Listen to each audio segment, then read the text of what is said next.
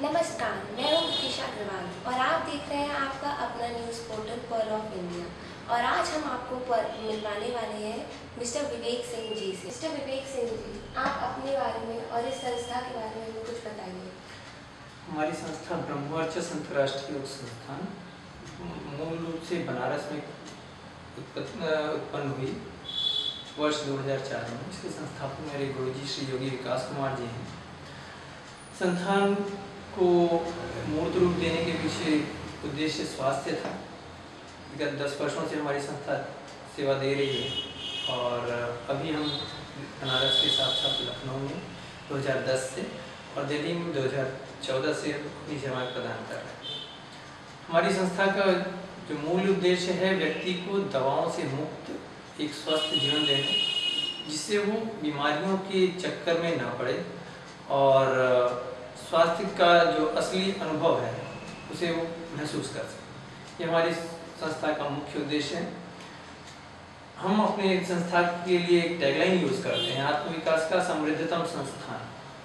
आत्मविकास से तात्पर्य यहाँ पे यह है कि कोई भी व्यक्ति अगर इस युग में, जो कि भौतिकतावादी युग है, खुद के स्वास्थ्य को केंद्रित रख के स्पिरिचुअलिटी प्राप्त करना चाह रहा है, अध्यात्म प्राप्त करना चाह रहा है और साथ ही साथ यह चाहता है कि वो दैनिक जो हमारी दिनचर्या है उस पर भी हमारे कोई अनावश्यक प्रभाव ना पड़े अध्यात्म में जाने का। इन सारी उद्देश्यों को पूर्ति के लिए हम कार्यरत हैं और जो व्यक्ति स्वास्थ्य चाह रहे हैं वो हमारे यहाँ जुड़ रहे हैं। महिलाओं के उत्थान में आपकी संस्था का क्या योगदान रहा है? जैसा कि हम जानते हैं, समाज के केंद्र में या परिवार के केंद्र में या देश के केंद्र में महिलाओं का बहुत ही बड़ा महत्वपूर्ण योगदान रहा है। तो जब हमारी ये संस्था खुली उस समय हमारा ये ऐसा कोई विशिष्ट उद्देश्य नहीं था कि हम समाज के एक तबके के लिए विशेष कार्य करें। हम सबके लिए एक समान रूप से कार्य करते हैं, लेकिन हमने ये पाया कि समाज में महिलाओं की स्थिति स्वास्थ्य को लेकर के सबसे ज़्यादा दयनीय है।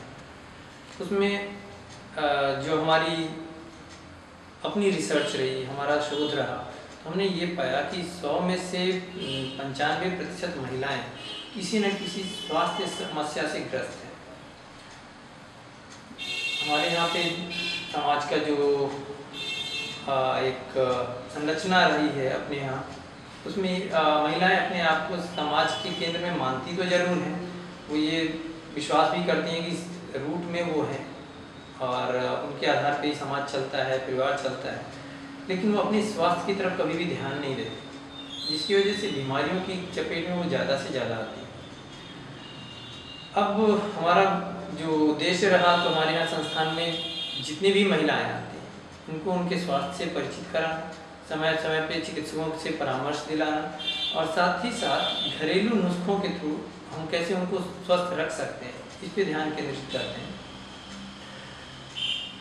उनकी योग के माध्यम से शिक्षा जो घरेलू महिलाओं को देते हैं, उसके साथ ही साथ हमारा एक और कार्यक्रम चलता रहता है जिसमें हम उनको प्रशिक्षण भी देते हैं योग का, जिससे वो योग प्रशिक्षण का कार्य भी करते हैं। इसमें हमारे समाज की बालिकाएं जो कि इंटरमीडिएट और हाई स्कूल पास हैं, वो हमारे संस्था को ज्वाइन करती हैं। हम उनसे प्रारंभिक तौर पे कोई भी फीस नहीं लेते और उन्हें ट्रेनिंग देते हैं ताकि वो एक प्रशिक्षित महिला के रूप में हमारे संस्था से जुड़ करके योग प्रशिक्षण का कार्य कर सकें।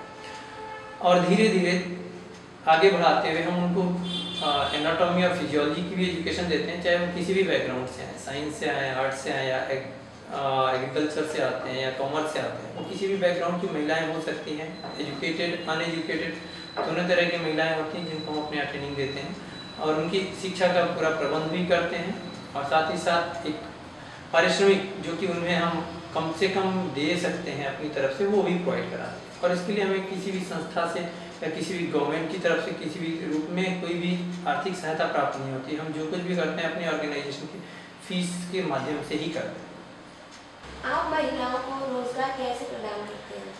जो भी महिलाएं या बालिकाएं हमारे यहाँ से प्रशिक्षण कार्य प्राप्त करती हैं, उन महिलाओं को हम संस्था से जोड़ करके प्रशिक्षक के तौर पर, एक टीचर के तौर पर योग प्रशिक्षण में अपने संस्था पे भी अपॉइंट करते हैं।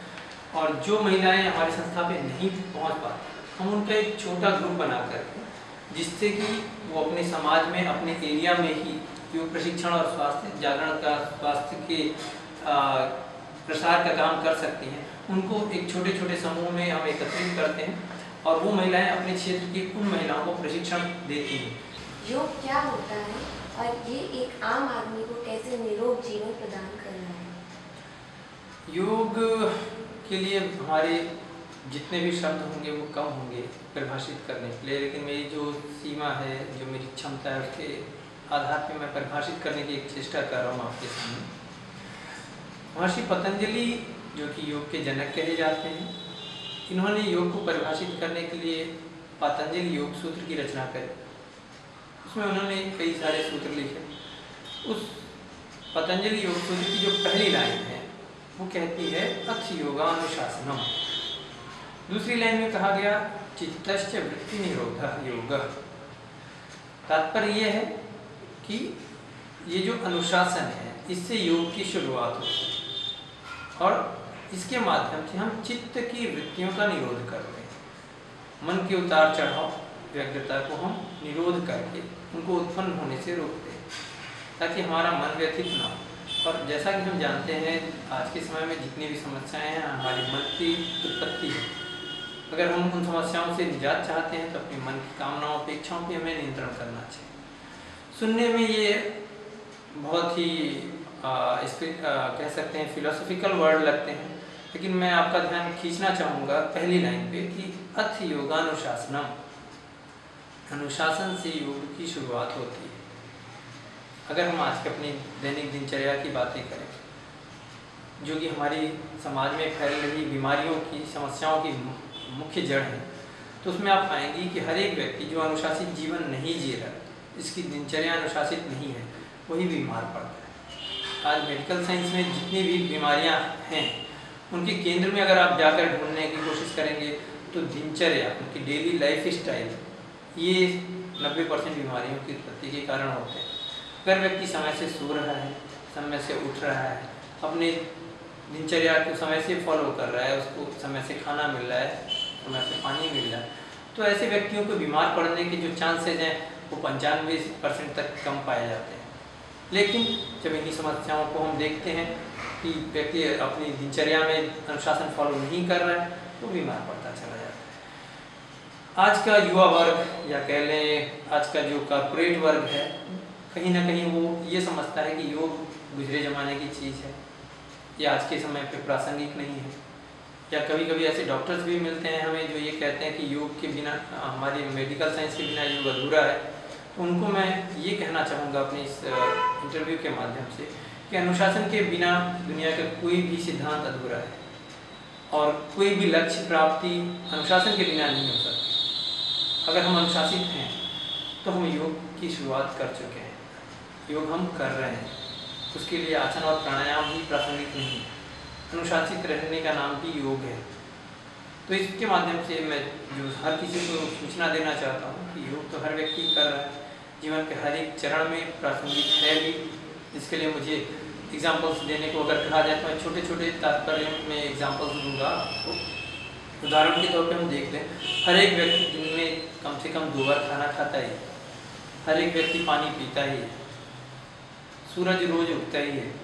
ये एक अनुशासन है जो कि प्राकृतिक रूप से मनुष्य फॉलो कर रहा है, नेचर फॉलो कर रहा है। ये योग का एक उदाहरण है कि जुड़ाव, हर एक व्यक्ति एक दूसरे से जुड़ा हुआ है, नेचर से जुड़ी हुई वस्तुएं अपने आप में क्रियान्वित हैं।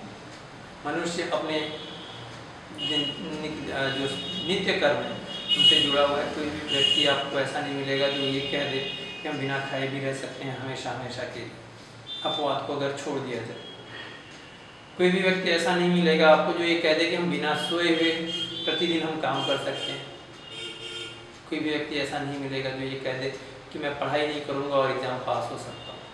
कोई भी व्यक्ति ऐसा ऑफिशियल नहीं मिलेगा जो ये कह दे मैं ऑफिस ना जाऊँ और मुझे वेतन मिलता रहता है। क्योंकि अनुशासन हर जगह आवश्यक है। अब हमें ये आवश्यकता होती है कि जो अनुशासन हम जी रहे हैं अपने लाइफ स्टाइल में वो हमें हमारे लक्ष्य तक पहुँचाने में उपयुक्त है क्या नहीं।